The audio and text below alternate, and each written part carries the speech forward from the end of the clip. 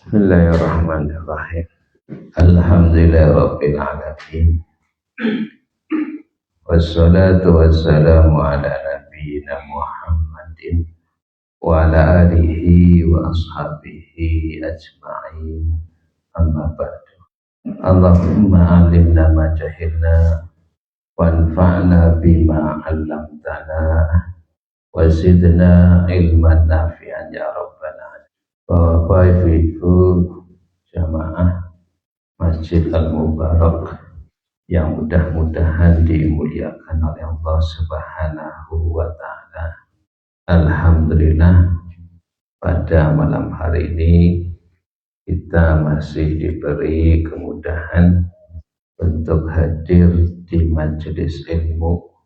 Mudah-mudahan Allah Subhanahu wa Ta'ala memberikan barokah ilmu yang bermanfaat dan memberikan keistiqomahan kepada kita.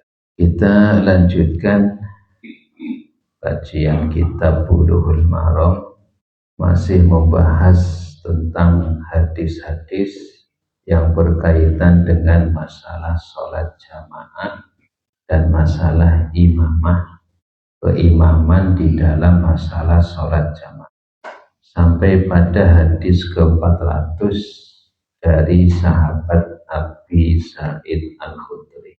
Naqalal mu'allifu rahimallahu ta'ala wa an Abi Sa'idin Al-Khudri radhiyallahu anhu, dari sahabat Abu Sa'id Al-Khudri radhiyallahu anhu, anna Rasulullah sallallahu alaihi wasallam ro'a fi ashabihi ta'akhura.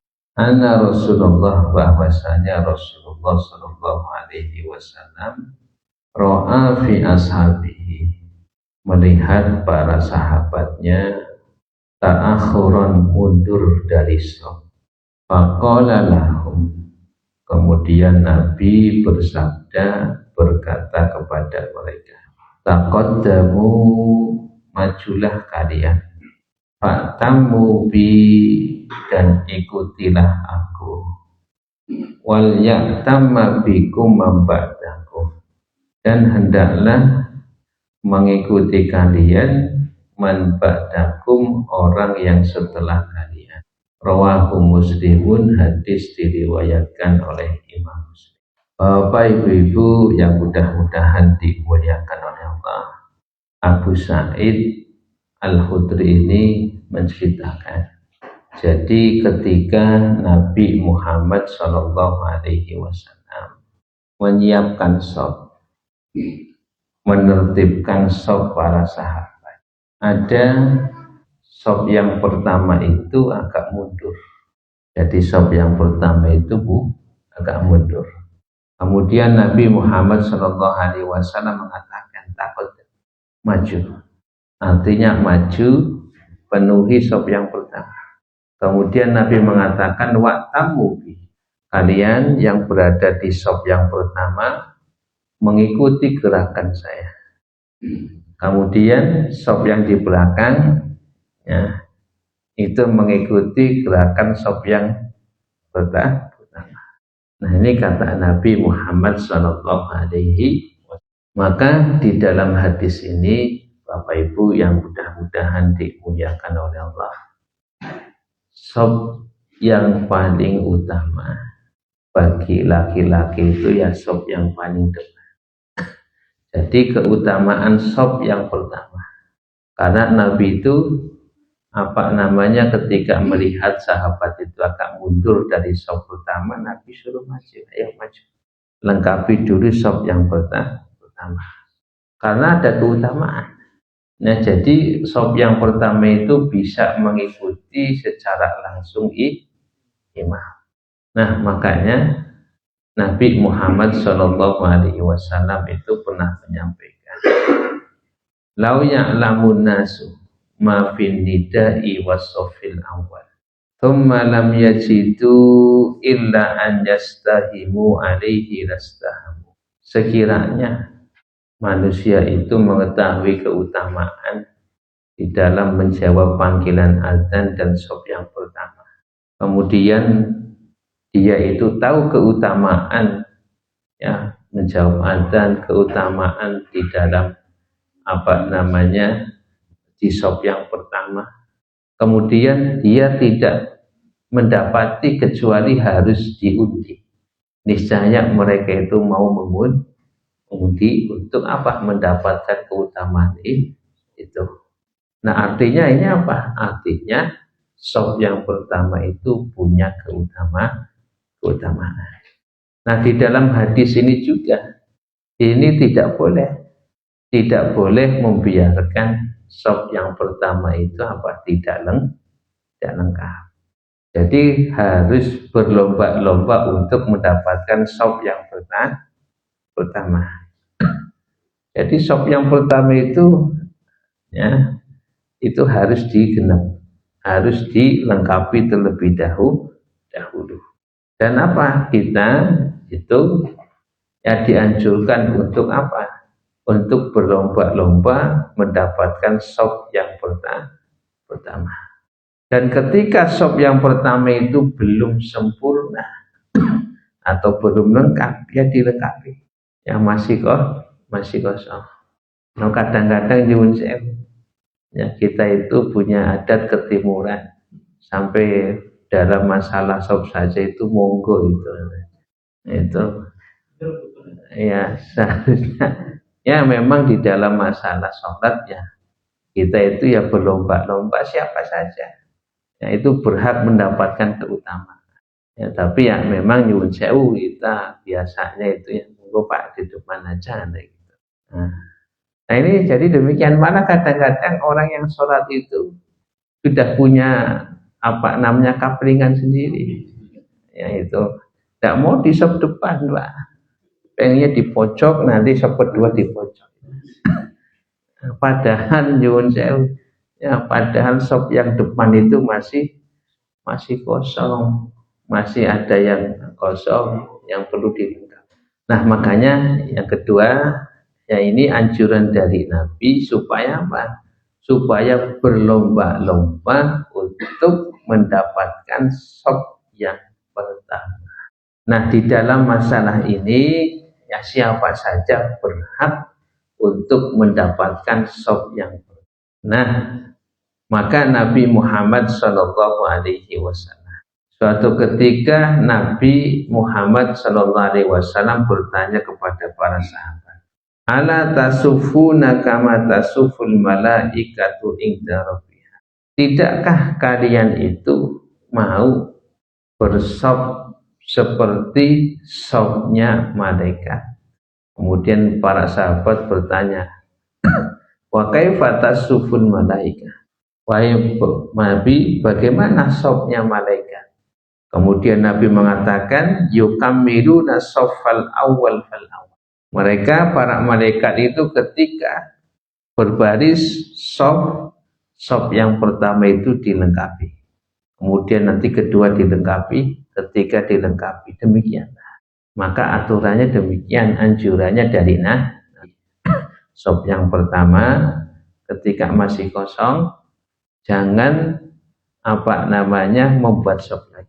Yang kedua masih longgar, jangan buat sop yang ketiga, lengkapi dulu baru buat sop ketiga. Begitu seterusnya. Ini yang disampaikan oleh Nabi Muhammad Sallallahu Alaihi Wasallam. Nah, kemudian Bapak Ibu yang mudah-mudahan dimuliakan oleh Allah, di dalam sholat berjamaah maka makmum itu mengikuti gerakan imam.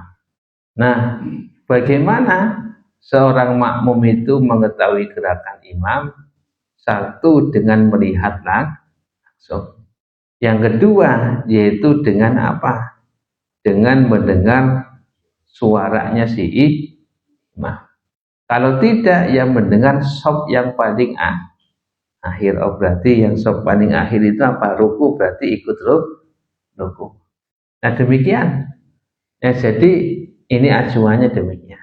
Nah maka ketika ada makmum yang masih di dalam masjid Ya otomatis sop yang paling belakang itu kan tidak bisa lihat imam secara langsung.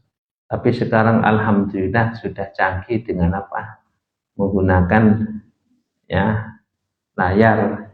Jadi bisa imamnya lagi apa? Nah, selama masih di dalam lingkungan masjid, selama masih bisa mendengar imam, selama masih bisa melihat apa? Melihat ya gerak-geriknya makmum di belakangnya, maka itu masih dianggap sah di dalam berjamaah. Nah, ini beberapa pelajaran yang bisa diambil dari hadis Abu Sa'id Al-Khudri. Bapak Ibu yang mudah-mudahan dimuliakan oleh Allah Subhanahu wa taala. Hadis yang selanjutnya. Wa an Said bin Sabitin radhiyallahu anhu qala. Dari sahabat Said bin Sabit radhiyallahu anhu. Qala, beliau berkata, ihtajaza Rasulullah sallallahu alaihi wasallam hujratan mukhassafatan. Ihtajaza Rasulullah sallallahu alaihi wasallam membuat batas hujratan, yaitu kamar mukhassafatan yang terbuat dari daun kurma yang kering.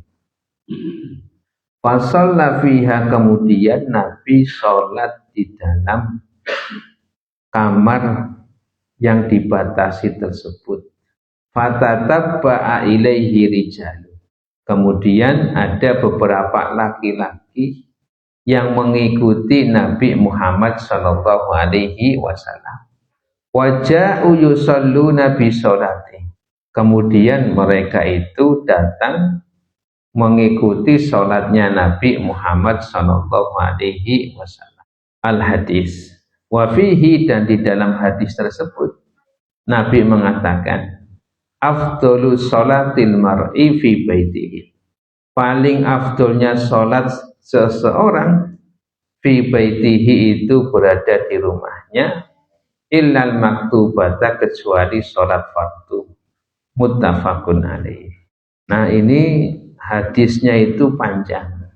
Ini hadis Nabi itu panjang, cuman di sini disebutkan oleh Ibnu Hajar Al-Asqalani inti daripada yang disampaikan di dalam bab ini, yang berkaitan dalam bab ini. Jadi ceritanya seperti ini.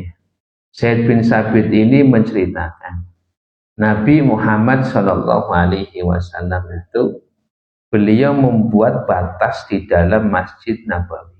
Ya, batas apa namanya, satu kotak. Di sini bahasanya hujrah. Hujrah itu ya apa namanya, kotak kecil. Ya. Dan dibatasi dengan daun kurma yang kering. Disusun untuk apa? Ya, untuk apa namanya, membatasi Rasulullah Shallallahu Alaihi Wasallam. Akan tetapi kepala beliau itu masih terlihat. Jadi ketika beliau berdiri, kepalanya itu masih terlihat. Nah, seperti tirai inilah, tapi lebih hanuk lagi, itu gambarnya demikian. Nah, untuk apa? Untuk fokus Nabi itu iktikaf.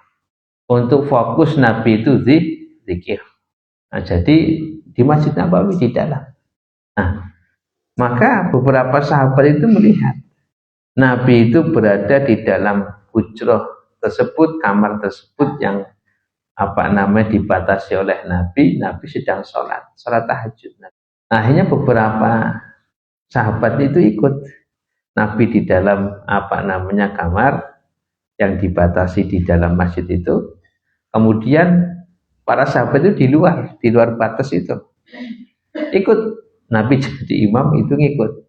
Nah, jadi mengikuti sholatnya Nabi. Nah, kemudian keesokan harinya Nabi Muhammad Shallallahu Alaihi Wasallam itu sholat sambil duduk. Supaya apa? Supaya tidak kelihatan sahabat. Jadi Nabi sholatnya sambil duduk. Nah, ketika sholatnya sambil duduk, ya, diketahui oleh siapa? Sahabat. Nah, sampai-sampai Nabi mengatakan kepada para sahabat, saya tahu apa yang kalian lakukan. Ya, kalian mengikuti sholat saya, mengikuti sholat malam saya. Kemudian kata Nabi Muhammad SAW, sesungguhnya sholat yang paling afdol, sholat seseorang itu yang paling afdol adalah ketika seseorang sholat di rumahnya, kecuali sholat fardu. Nah, maka di dalam hadis ini, Bapak Ibu yang mudah-mudahan dimuliakan oleh Allah Subhanahu wa Ta'ala, boleh seseorang itu membuat batasan, ya misalnya dengan tali, nah, ataupun memang misalnya kalau dulu itu namanya khaimah, ya kemah namanya, boleh di mana, di masjid, dengan catatan tidak mengganggu orang yang sholat berjamaah, tidak menjadikan masjid itu sempit. Nah, jadi Nabi itu dulu pernah melakukan demikian. Jadi ketika beliau itikaf, ya beliau itu supaya fokus beribadah itu kasih batas itu. Nah, tapi dengan catatan tidak mengganggu orang yang sholat jamaah dan tidak menjadikan orang itu terlalu sempit di dalam melakukan sholat jamaah. Nah, kalau konteks sekarang, lebih afdolnya itu ya dibuatkan di di sop belakang. Ya, kalau sop depan itu nanti ya, boleh saja membuat batas pakai tali, itu tidak masalah di dalam supaya lebih fokus di dalam ibadah. Tapi ya kalau sekarang ya dibatasi Pak, tapi fokusnya bukan ibadah, fokusnya main HP. Nah, itu. Nah, makanya saya maaf ya kalau memang mengadakan itikaf ya lebih khusus ya bagi yang mau itikaf dilarang membawa HP itu. Nah, itu lebih kayaknya kalau masjid mengatakan demikian kayaknya nggak ada itikaf gitu. Nggak, artinya membantu untuk kekhusyuan kan kayak gitu. Nah, mohon ya tidak membawa HP saat itikaf. Nah, itu. Ya boleh-boleh saja. Namanya untuk membantu kekhusyuan.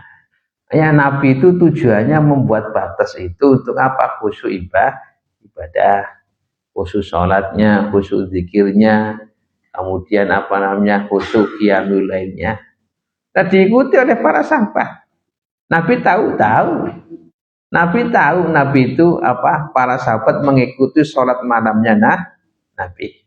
Baik itu ketika Nabi itu berdiri, para sahabat tahu. Ketika Nabi itu sholat sambil duduk, diikuti oleh sahabat, Nabi juga tahu. Maka akhirnya Nabi mengatakan, saya tahu apa yang kalian lakukan. Tapi saya katakan sebaik-baik sholatnya seseorang itu adalah dikerjakan di rumah kecuali sholat fardu.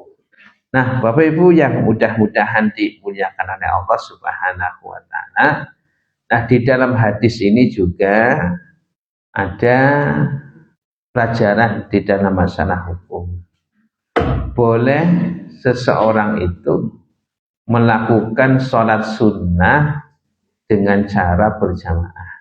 Ya, seperti qiyamul lail, sholat tahajud. Boleh dilakukan dengan cara berjamaah. Loh, Nabi itu ketika diikuti oleh para sahabat, Nabi tahu. Nah, tapi Nabi tidak mengingkari. Nah, ini menunjukkan bolehnya ya sholat nafilah itu dikerjakan berjamaah, tetapi dengan catatan tidak dirutinkan. Sesekali boleh. Nah, ini istinbat daripada ulama.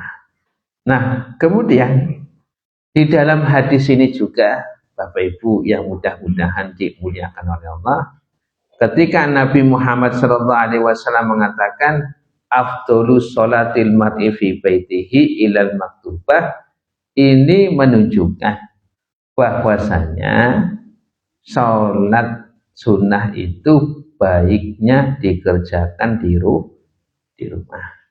Sholat sunnah rawatib baiknya dikerjakan di rumah.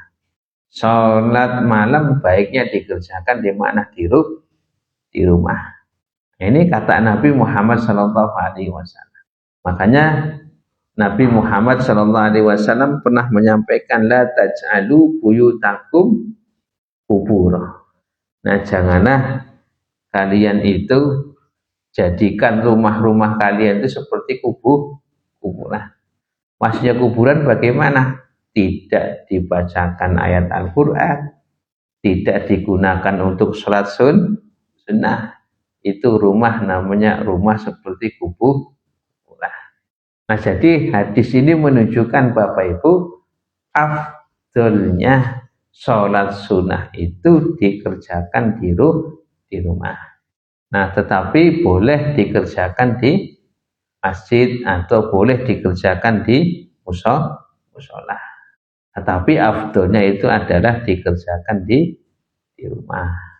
Nah, kalau memang misalnya habis sholat maghrib, nah kemudian nanti sunnahnya itu nanti di rumah. Nah, setelah sampai rumah, biasanya keinginan untuk melakukan sholat sunnah itu sudah apa? Ya sudah hilang gitu.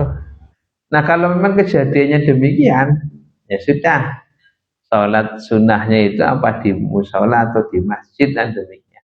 Nah, tapi kalau memang misalnya sholat subuh qobliyah, ya qobliyah dulu di mana? Di rumah, baru nanti berangkat sholat subuh. Nah, itu. Tapi kalau biasanya ba'diyah untuk melakukan sholat sunnah ba'diyah di rumah, ya ini kayaknya terasa berat, Pak. Ya, beratnya kenapa? Ya cobanya banyak. Nah, itu. Nah, tapi secara hukum asal sholat sunnah afdolnya ya di rumah. Nah, kemudian di dalam hadis ini juga menunjukkan wajibnya sholat berjamaah. Ya, apa namanya? Ya illal maktubah, kecuali apa? Sholat wajib itu dikerjakan berjamaah. Nah, ini artinya sebagai dalil bagi ulama yang berpendapat wajibnya sholat berjamaah. Nah, Bapak Ibu yang mudah-mudahan dimuliakan oleh Allah, yang selanjutnya hadis ke-402, hadis dari Mu'ad bin Jabal, dari Jabir bin Abdullah. Wa an Jabir bin Abdullah radhiyallahu anhu, dari sahabat Jabir bin Abdullah radhiyallahu anhu qala, beliau berkata, shalla Mu'adzun bi ashabihil isya. Mu'adz salat bersama kaumnya al-isya, salat isya. Ashab di sini artinya kaum. Artinya kalau bahasa kita itu jamaah. Jamaahnya Mu'adz bin Jabal. Shalla Mu'adzun bi ashabihil isya. Mu'adz bin Jabal salat isya bersama jamaahnya atau bersama kaumnya. Fatawwala alaihim. Kemudian Mu'adz bin Jabal membacakan surat yang panjang kepada mereka. Faqala Nabi sallallahu alaihi wasallam. Kemudian Nabi Muhammad sallallahu alaihi wasallam bersabda, "Aturidu an takuna ya Mu'adz fattana?" Apakah engkau ingin menjadi orang yang membuat fitnah, wahai Mu'adz? Idza amamtan nas, apabila engkau mengimami manusia, faqra, maka bacalah bisyambi wa syamsi wa duhaha, dengan surat asy-syams, wasabbihisma rabbika a'la, dengan surat al-a'la, waqra bismi rabbik, dan surat al-alaq, walaili idza yaksha, dan surat al-lail. Muttafaqun alaih wa lafdhu li Muslim. Lafaz hadis ini adalah lafaz riwayat Muslim. Nah, disebutkan ini hadisnya, ceritanya seperti ini. Jadi Mu'adz bin Jabal itu punya jamaah, punya ashab. Nah, kalau apa namanya di dalam fikih itu misalnya Ashabu Syafi'i berarti itu adalah murid-muridnya Imam Syafi'i. Kalau ashab di sini ya kaumnya Mu'adz bin Jabal. Nah, Mu'adz bin Jabal ini dari Masjid Nabawi agak jauh. Tapi Mu'adz bin Jabal ini senantiasa ikut bersama Nabi sholat berjamaah 5 waktu. Nah, setelah sholat 5 waktu nanti Mu'adz bin Jabal sholat bersama kaumnya, mengimami. Jadi sholat fardunya bersama Nabi, kemudian pulang, ya, mengimami kaumnya. Nah, salah satunya di sini diceritakan adalah sholat Isya. Ketika selesai sholat Isya bersama Nabi, Mu'adz bin Jabal itu pulang menuju kaumnya dan sholat menjadi imam sholat Isya. Nah, kemudian ketika Mu'adz bin Jabal itu sholat Isya menjadi imam, sahabat Mu'adz ini membacakan surat yang panjang. Diriwayatkan yang dibaca itu surat Al-Baqarah dari ayat pertama sampai selesai. Nah, disebutkan lagi satu riwayat itu membaca surat An-Nisa dari ayat 1 sampai selesai. Nah, ini lumayan, Pak. Ya, Al-Baqarah aja itu ya, sampai 3 juz. Yang 2 juz. Ya, 2 juz setengah lah. Nah, ada 3 juzan. Itu banyak itu. Nah, kemudian ada seseorang itu ikut sholat bersama Mu'adz bin Jabal dengan mengendarai onta. Ya, ketika mengendarai onta, ontanya itu diapa? Ya, ontanya itu diikat. Ikut sholat bersama siapa? Ikut sholat bersama Mu'adz. Dikira sholatnya apa? Pendek. Akhirnya apa? Sholatnya panjang. Nah, akhirnya laki-laki ini apa? Mufarokoh. Mufarokoh itu apa? Memisahkan diri. Jadi menyelesaikan sholat sendiri. Karena panjangnya surat yang dibaca oleh Mu'adz bin Jabal ini panjang. Nah, laki-laki ini apa? Bisa sholatnya. Udah, saya sholat sendiri. Menyelesaikan sendiri. Padahal Mu'adz belum selesai. Akhirnya ketika itu apa? Nah, laki-laki ini sudah selesai sendiri. Mu'adz masih membaca surat. Hanya pulang. Nah, kemudian kejadian tadi didengar oleh siapa? Mu'adz. Ya. Akhirnya Mu'adz ini menunjukkan marah, menunjukkan keingkaran perbuatan laki-laki ini. Dianggap apa? Sebagai sesuatu yang salah. Sholatnya belum selesai kok apa? Ya, menyelesaikan diri sholat.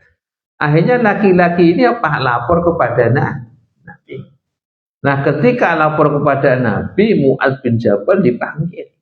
Nah, ketika dipanggil oleh Nabi, aturi itu ya Mu'adz antakuna fatanan. Wahai Mu'adz, Anda itu mau menjadi fitnah bagi orang. Ya, kenapa Anda itu sholat Isya kemudian membaca surat yang panjang? Nah, mengapa engkau tidak membaca surat Asy-Syamsi, tidak membaca surat Sabihis, tidak membaca surat Al-Alaq, atau membaca surat Al-Lail? Nah, kalau dulu itu ya seperti Asy-Syams itu ya surat yang pendek, Pak. Kalau kita termasuk surat yang apa? Kata Nabi, kenapa Anda tidak membaca surat itu? Nah, dengan kejadian itulah menunjukkan bahwasanya seorang imam itu harus melihat kondisi jamaah, harus bisa melihat kondisi si makmum. Ya, loh ini membaca surat Al-Baqarah.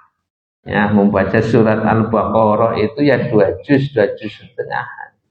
Nah, kalau memang jamaahnya sudah terbiasa, tidak masalah. Ya, membaca sholat tarawih 1 juz, kalau jamaahnya terbiasa ya tidak masalah. Nah, jadi pelajarannya seorang imam itu harus melihat kondisi jamaah.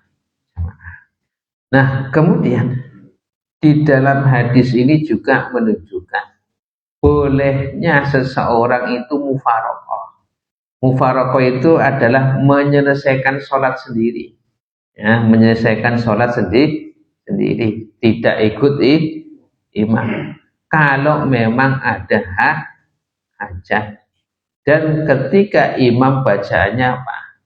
Lama. Nah, sekarang mau mufarokoh, imamnya bacaannya pendek. Nah, itu kalau memang ada hajat, ya tidak mengapa sesuai dengan hadis ini. Nah, ketika tadi laki-laki itu ngikat onta, punya hajat, dia itu menyelesaikan sendiri sholatnya. Karena saking lamanya bacaannya Mu'adz bin Jabal. Nah, akhirnya apa? Dia mufarokoh, menyelesaikan sholat sendiri, ya karena adanya hajat. Kalau tidak ada hajat, ya jangan mufarokoh. Nah, ini yang disebutkan oleh Syekh Shalih Ibn Fauzan demikian.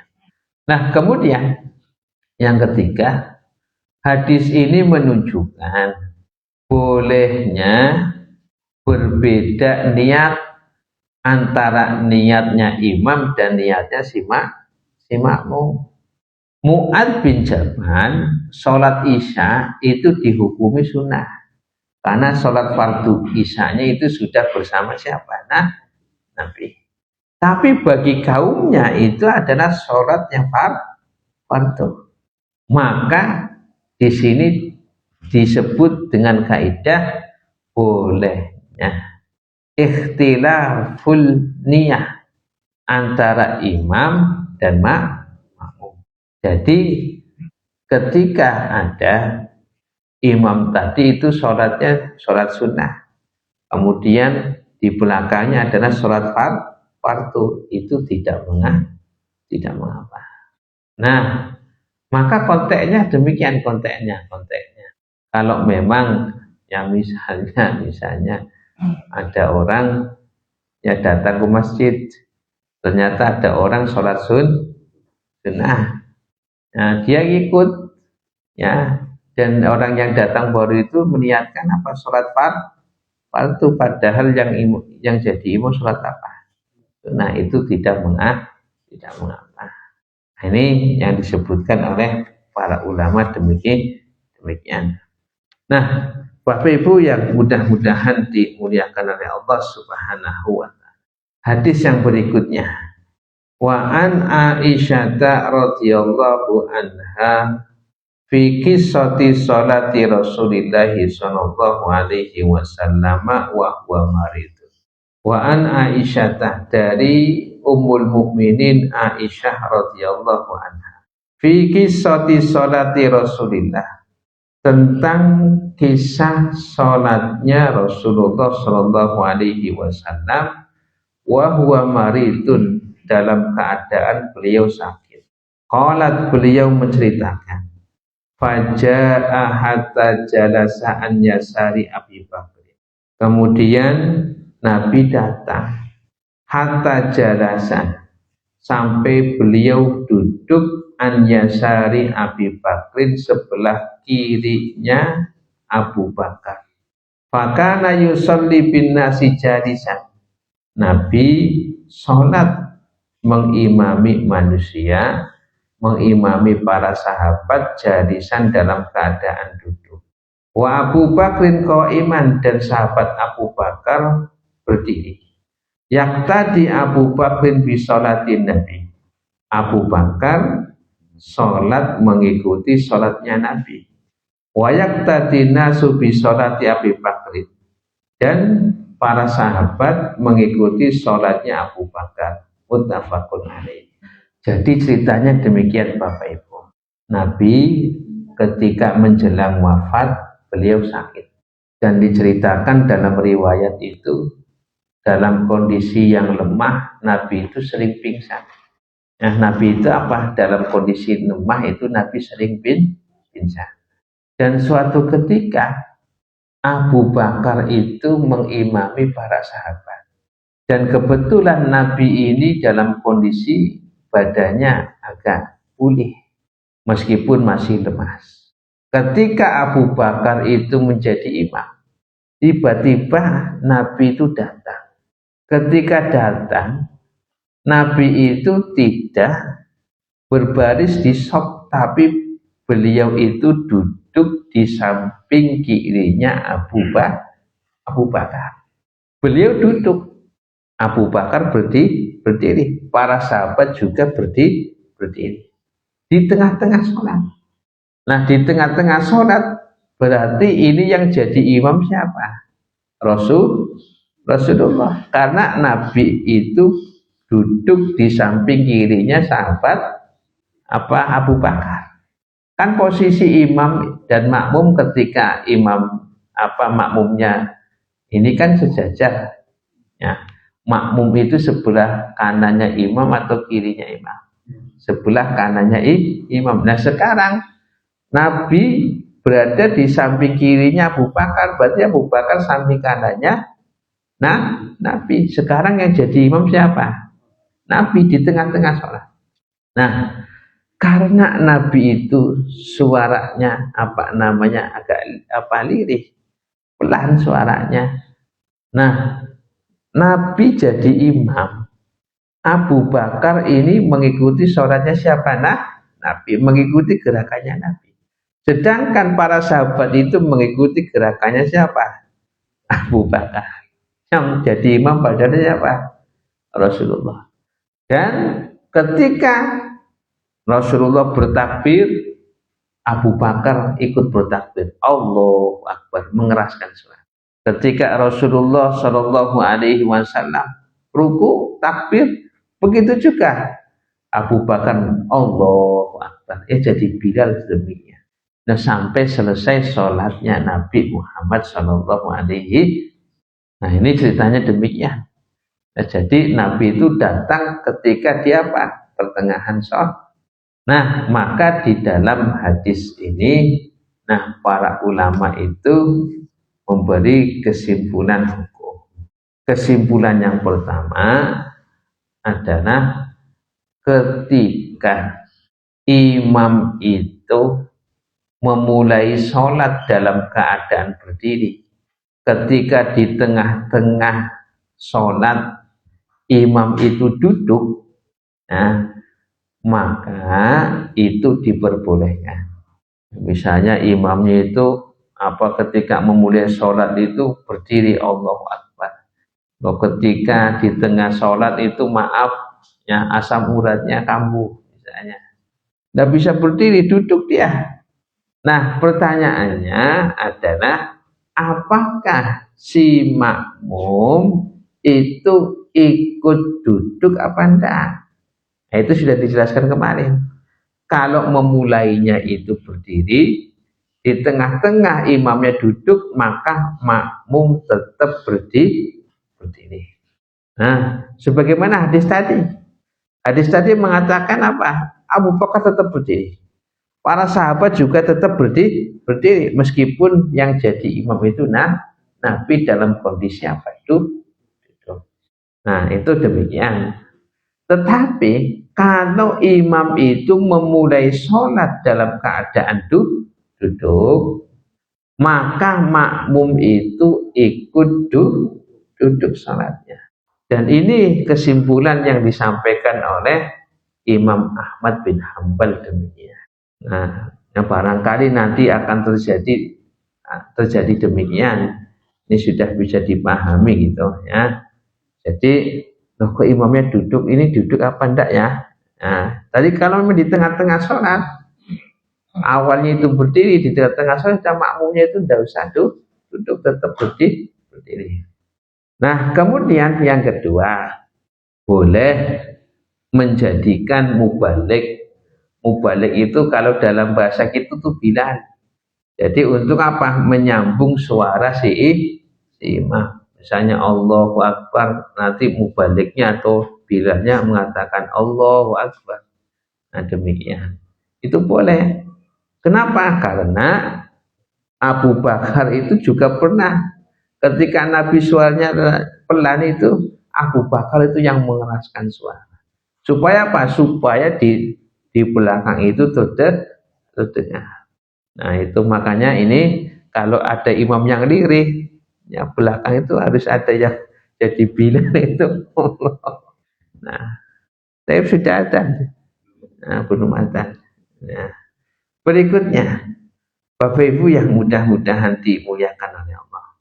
Selanjutnya, ini apa namanya, di dalam hadis ini boleh untuk mengganti imam di tengah-tengah sholat. Kalau imamnya batal, ya, imamnya batal bukan berarti jamaahnya batal. Ya, imamnya batal bukan berarti jamaahnya batal. Jadi nanti ada istikhlaf mengganti imam. Itu boleh kalau imamnya batal, ya, tidak usah diulangi dari awal. Jadi itu langsung yang di belakang itu maju menggantikan. Makanya yang di belakang imam inilah yang memang betul-betul tahu, paham tentang masalah sholat jamaah. Loh, jangan sampai ada imamnya itu batal, kemudian sop yang pertama itu nggak ada yang menggantikan, malah bingung semuanya. Loh, kok imamnya kabur itu ada. Jangan seperti itu langsung gitu. Ya, yang makanya yang baik ya, yang baik itu demikian. Ya, jadi ada di sini namanya mimbar pengimaman. Itu ada pintunya. Itu bagus itu. Jadi imamnya itu nggak lewati jamaah. Imamnya itu langsung keluar situ. Itu bagusnya demikian. Ya. Yang lebih bagus lagi kalau di pinggir mimbar itu ada tempat wudhu. Jadi imam batal, ya wudhu, yang belakang itu maju. Imam itu nggak usah ke sana. Udah di mana? Di sampingnya apa? Imam yang baru. Itu demikian. Nah, ini lebih bagusnya demikian. Jadi istikhlaful imam, mengganti imam di tengah-tengah sholat karena adanya uzur. Ya tadi karena apa? Ada yang lebih afdol. Ya, Nabi kan lebih afdol. Boleh. Atau misalnya imam itu batal sholatnya, nanti boleh diganti. Nah, maka di sini menunjukkan boleh mengganti imam ya karena adanya uzur. Dan tidak usah diulang dari awal. Itu saya sampaikan, mudah-mudahan bermanfaat. Saya akhiri, subhanakallahumma bihamdika asyhadu an la ilaha illa anta astaghfiruka wa atubu ilaik. Assalamualaikum warahmatullahi wabarakatuh.